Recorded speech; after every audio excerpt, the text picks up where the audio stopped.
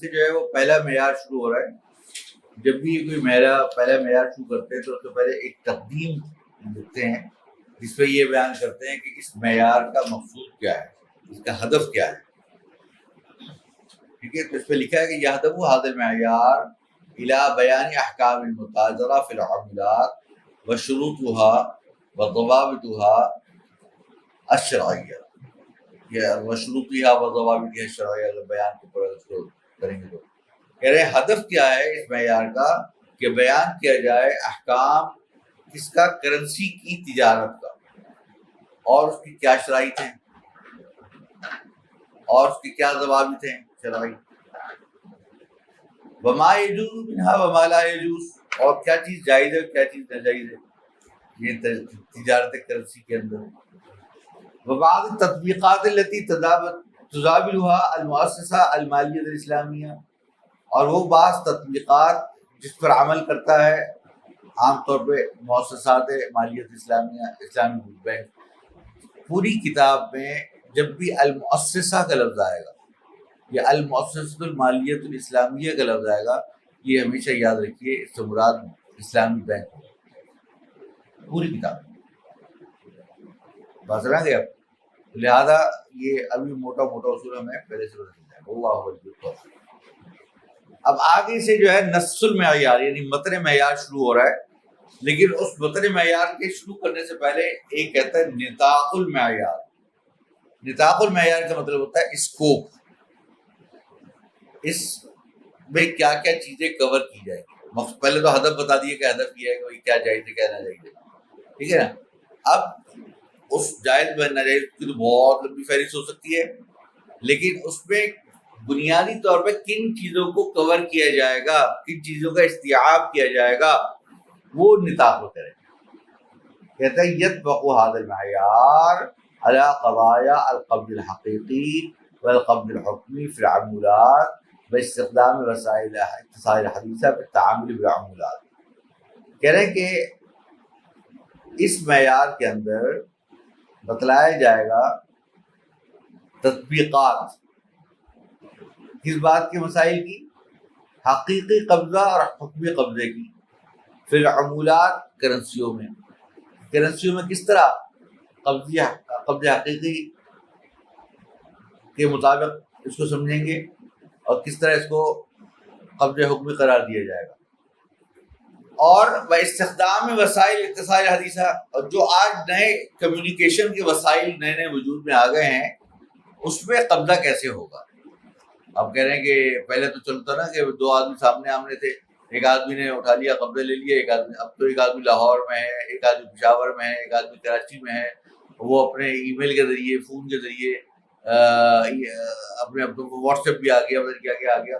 تو کہہ رہے ہیں کہ ان تمام چیزوں سے معاملات کر رہا ہوتا ہے, تو اس کو کیسے استعمال کیا جا سکتا ہے اور کہاں تک اس کے اندر قبض قرار دیا جائے, کیونکہ عمولات کے اندر قبضہ بہت ضروری ہے. وصرف ما فی الذمہ, اس پہ یہ بتلایا جائے گا کہ آیا کرنسی کے اندر صرف ما فی الذمہ جائز ہے نہ جائز ہے. صرف ما فی الذمہ کسے کہتے ہیں؟ دیکھیں, اگر جو ہے بیع مؤجل ہو, بیع مؤجل ہو یعنی بیع مؤجل اس کو کہتے ہیں کہ جس میں سامان تو ابھی دے رہے ہیں لیکن جو ثمن ہے وہ مؤجل ہے.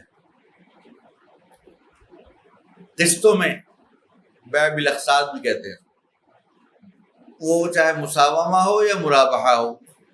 مساومہ میں یہ ہوتا ہے کہ مساومہ کے اندر جو کاسٹ پرائس ہوتی ہے, قیمت خرید جو ہوتی ہے وہ بائع نہیں ذکر کرتا, صرف یہ کہتا ہے میں تم کو یہ گلاس جو ہے نا 100 روپے کا بیچ رہا ہوں, اس کو کہتے ہیں بیع مساومہ.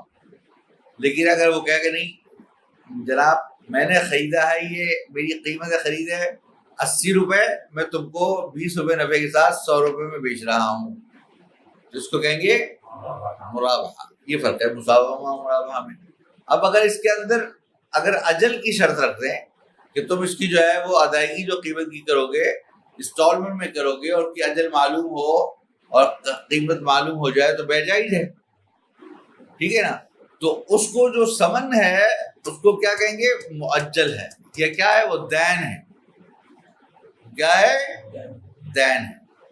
لیکن اگر مبیع مؤجل ہو جائے، یہ سلم میں ہوتا ہے، مبیع اگر مؤجل ہو جائے تو مبیع جو ہے وہ دین تو بن نہیں سکتی.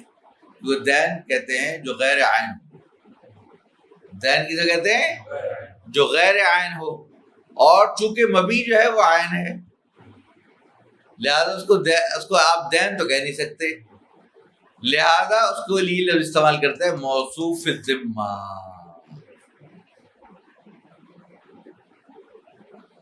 بات سمجھ آئے آپ کے؟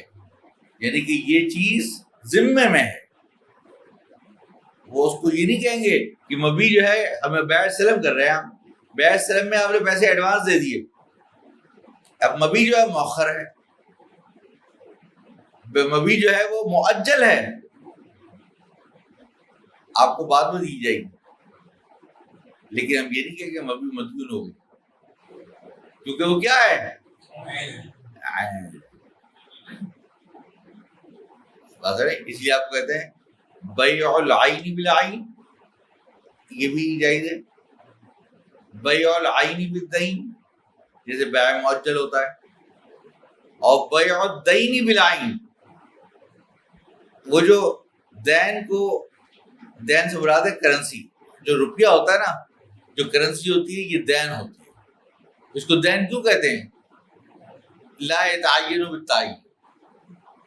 آپ کسی کو 100 روپے کے نوٹ دے کہ میں 100 روپے میں بیچوں گا، اب وہ 100 روپے اتفاق سے اس کی جیب میں، وہ پتہ چلا وہ میری بیوی نے دیے تھے، وہ مجھے پٹائی کرنے کی بات میں، تو اس نے کہا کہ یار میں یہ والا 100 روپے میں بھائی سے کہا تھا اپنے دوست سے، مجھے تجھ سے 100 روپے تم اپنے دے دو، میں تمہیں بعد میں دے دوں. اس سے کچھ فرق نہیں پڑتا، یہ 100 روپے یہ والے 100 روپے.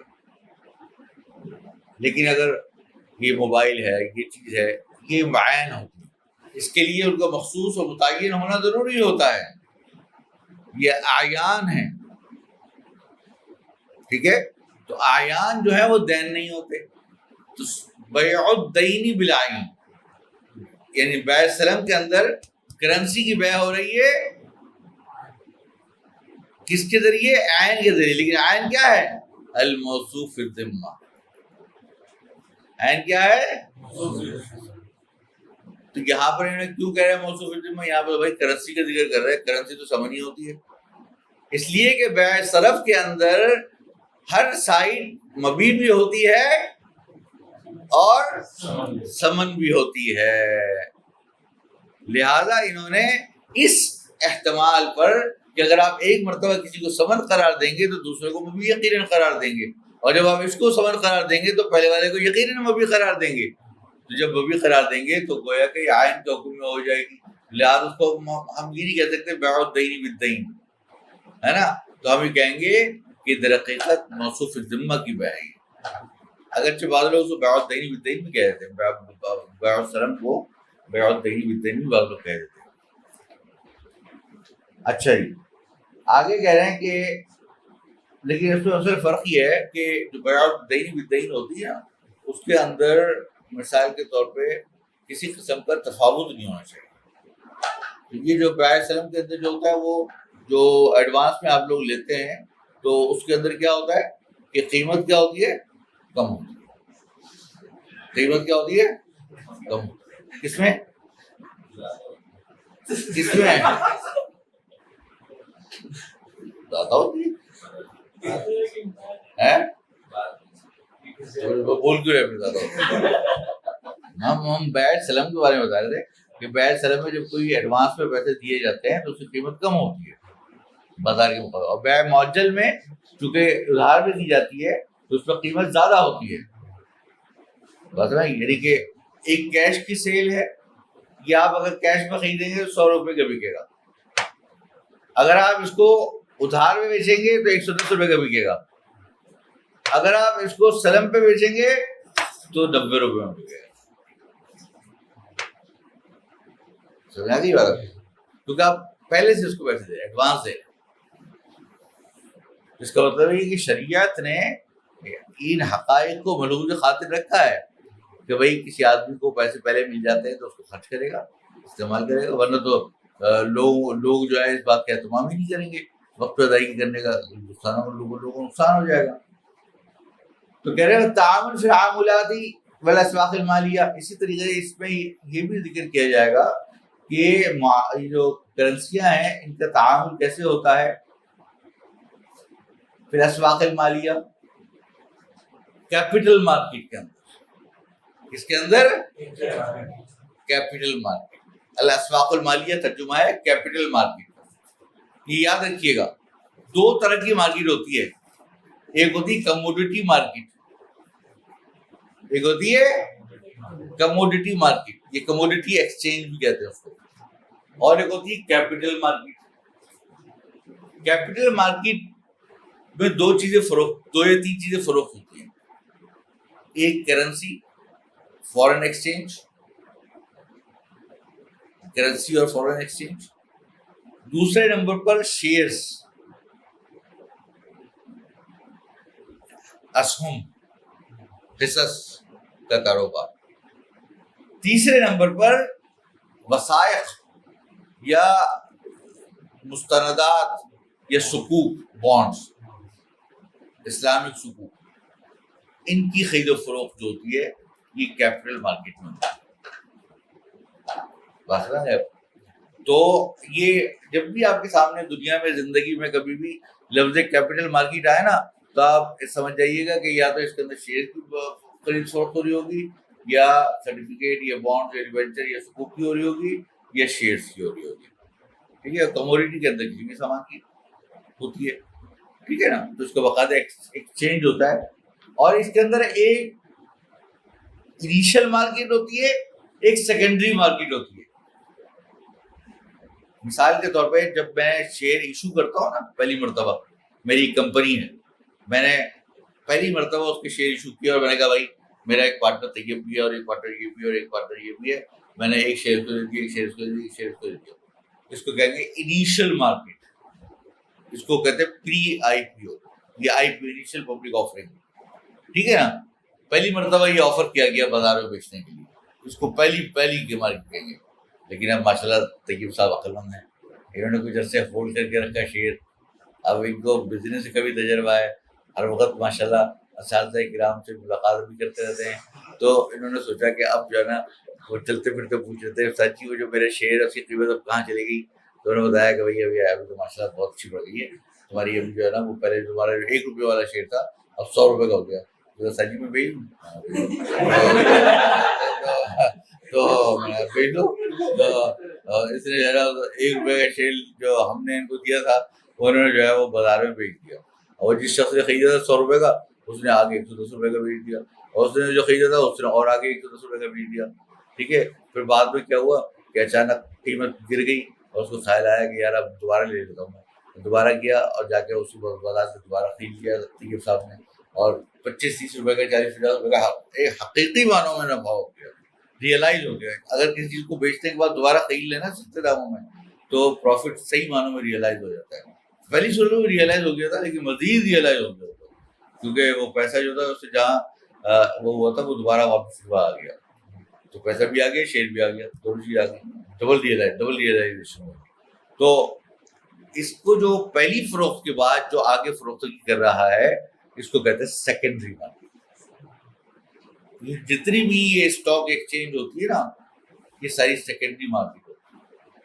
بعض اوقات کسی چیز کا، ابھی ہم آگے پڑھیں گے، یہ سکوک اور یہ کرنسی کی پہلی مارکیٹ جائز ہوتی ہے، پہلی مرتبہ میں ایشو کرنا جائز ہوتا ہے، لیکن سیکنڈری مارکیٹ جائز نہیں ہوتی ہے۔ ایسا ہوتا ہے، بہت ہوتا ہے، میں آپ کو بتاؤں گا دوسری بات۔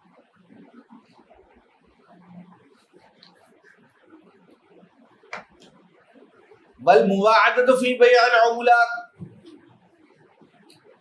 اب کہہ رہے ہیں کہ عمولات کے اندر مواعدہ کا حکم کیا ہے۔ ہاں یہ بڑی اہم بات ہے، یہ ذرا غور سنیے گا۔ دیکھیں انسان کو التزام کرتا ہے نا، التزام جو جانتے ہیں نا، کوئی اپنے اوپر التزام کچھ لازم کر رہا ہے، تو اس التزام کی 3 صورتیں ہوتی ہیں۔ التزام کی طیب سے میں نے کہا طیب تمہاری یہ ٹوپی بہت پیاری ہے ماشاء اللہ، لال لال رنگ کی، تو میں تم سے یہ خریدنا چاہتا ہوں، تو تم وعدہ کرو کہ مجھے یہ ٹوپی جب میں تم سے مانگوں وہ دے دو گے؟ اس نے کہا کہ ہاں میں وعدہ کرتا ہوں کہ میں تم کو دے دوں گا. یہ اس کی طرف سے التزام پایا. ٹھیک ہے، اس کی طرف سے کیا پایا گیا؟ التزام پایا گیا. دوسری صورت کیا ہے؟ دوسری صورت یہ ہے کہ میں نے طیب سے کہا کہ طیب ایسا ہے کہ میں یہ اپنا موبائل فروخت کرنا چاہتا ہوں کسی کو، اور تم یہ وعدہ کرو، میں یہ وعدہ کرتا ہوں کہ میں تم کو یہ بیچوں گا 1,00,000 روپے کا، اور تم وعدہ کرو کہ تم مجھ سے 1,00,000 روپے کا خریدو گے. دونوں نے ایک دوسرے سے وعدہ کر لیا. یہ بھی ایک التزام ہے. پہلے والے التزام میں اس التزام سے فرق یہ کہ پہلے ایک جانب سے تھا، اب دونوں جانب سے. اب کیا ہے؟ اس کو کہتے ہیں مواعدہ. پہلے والے کو کیا کہتے ہیں؟ وعد بالطرف الواحد. اس کو کہتے ہیں انگریزی زبان میں کہتے ہیں یونیلیٹرل پرومس. یونیلیٹرل پرومس یا یونیلیٹرل انڈرٹیکنگ، یک طرفہ وعدہ.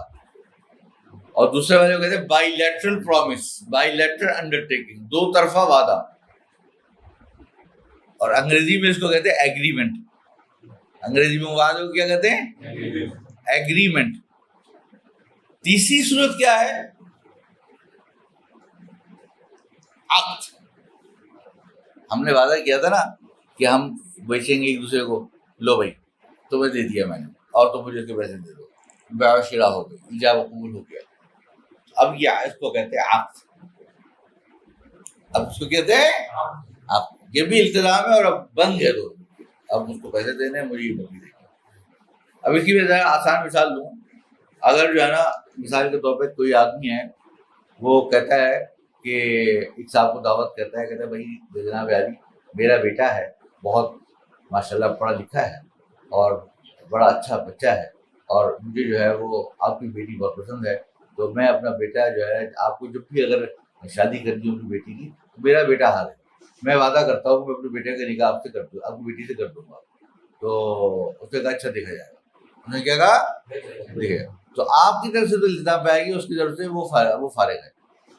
ٹھیک ہے نا. لیکن اگر یہ ہوا کہ نہیں، دوستوں نے کہا کہ نہیں ماشاء اللہ یہ بات ہے، میری بیٹی بھی تو آپ کے بیٹے کے لحاظ سے بہت موضوع ہے ماشاء اللہ، اور میں نے کہا کہ میرا بیٹا بھی بہت موضوع ہے، اور لہٰذا جو ہے ہم دونوں اپنے بیٹے بیٹیوں کی آپس میں رشتہ طے کر دیتے ہیں. تو پھر ہم نے رشتہ طے کر دیا، منگنی کر دی. تو اب کیا ہو گیا؟ دونوں کی منگنی ہو گئی، رشتہ طے ہو گیا. خالی رشتہ طے ہوا ہے، گویا کہ دونوں طرف سے وعدہ ہو گیا کہ اب نکاح ہوگا. ٹھیک ہے. اب جب نکاح ہوگا تو اب نکاح کب ہوگا؟ نکاح جو ہے جناب علی اگلے سال شعبان میں ہوگا، چھٹیوں میں ہوگا، جب چھٹیاں ہوں گی. تو شعبان کا مہینہ آیا، شعبان کے نکاح مہینے میں ہم نے جو ہے وہ جمعے کے دن سوچا جمعے کے دن بابرکت ہے، اور جمعے کی نماز کے بعد جو ہے وہ اچھا رہتا ہے نکاح، تو وقت بھی مل جاتا ہے کھانے پینے کا. تو کیا کہتے ہیں ہم جو ہے وہ جمعے کے بعد نکاح رکھتے ہیں. اب جو جمعے کے بعد اس کو بٹھایا، دو نکاح وغیرہ کر کے قاضی صاحب نے نکاح پڑھا دیا اور ایجاب قبول ہو گیا. اب یہ کیا ہو گیا؟ عقد نکاح منعقد ہو گیا. عقد نکاح منعقد ہو گیا. تو یہ تین چیزیں ہوتی ہے: وعدہ، مواعدہ، عقد. یہ کسی بھی چیز میں جائز ہے، کسی بھی چیز میں جائز. البتہ جو کرنسی ہے، البتہ جو کرنسی ہے، کرنسی کے اندر بہت سارے علماء کرام والد صاحب کے استثناء کے ساتھ یہ فرماتے ہیں کہ کرنسی کے اندر مواعدہ جائز نہیں ہے. کیونکہ اگر تم کہو گے کہ میں تم کو فلاں کرنسی بیچوں گا فلاں تاریخ کو، اور تم کہو گے میں فلاں تاریخ کو کرنسی خریدوں گا، میں تم کو $100 دوں گا، تو مجھے جو ہے وہ 20,000 روپے دو گے. ٹھیک ہے نا. تو یہ جو آپ طے کرتے ہیں فلاں تاریخ کو، تو یہ ایسا ہو گیا، یہ بالکل مماثل ہے، یہ مانند ہے بیع مستقبل کے. اور کرنسی کے اندر تقابل فی المجلس ضروری ہے، لہذا اس میں تقابل فی المجلس کو بھی نہیں پایا جا رہا، بلکہ خالی بیٹھ کے جو ہے وہ کر دیا. اگر ہم اس کو جائز قرار دے دیں اور اس کو دیانتاً اور خضاعاً اس کو لازم قرار دے دیں، تو یہ تو بالکل عقد کی طرح ہو گیا. تو اور آپ کے اندر جو ہے وہ اس طرح آپ کے عقد الدین بالدین کہ دونوں طرف کرنسیاں ہوں اور دونوں طرف دین ہو، یہ اس طریقے سے کرنا یہ جائز نہیں ہوتا. بات سمجھا گیا آپ کے؟ تو یہ تو پھر صحیح نہیں ہوگا جب تک کہ تقابض نہ پایا جائے. تو لہذا اس صورت کے اندر تو یہ صحیح نہیں ہے. تو انہوں نے کہا اچھا ایسا چلو دونوں طرف کا وعدہ کر لیتے ہیں. نہیں، دونوں طرف کا وعدہ بھی ویسے ہی ہے، وہ ایسا ہے جیسے فیوچر کا کانٹریکٹ. آپ نے فارورڈ کانٹریکٹ پڑھا ہے، وہ عقود المستقبلیہ جس کو کہتے ہیں، تو یہ کہہ رہے ہیں اس کے بالکل مماثل ہے یہ. لہذا یہ بھی جائز نہیں ہے معاہدہ، کیونکہ یہ ایک طریقے سے بیع الدین بالدین بھی ہو سکتا ہے، بیع الکالی بالکالی بھی ہو سکتا ہے، بیع النسیہ بالنسیہ بھی ہو سکتا ہے، اور فارورڈ کانٹریکٹ بھی ہو سکتا ہے، اور اس میں بیع قبل القبض بھی ہو سکتی ہے. لہذا یہ تمام وجوہات سے ناجائز. بات سمجھ رہی آپ کے؟ تو پھر حل کیا ہے؟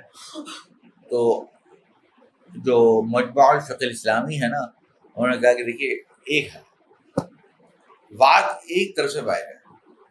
وہ کہتا ہے کہ میں خریدوں گا، دوسرا بندہ چپ ہو جائے، میں بیچوں گا نہیں بیچوں گا.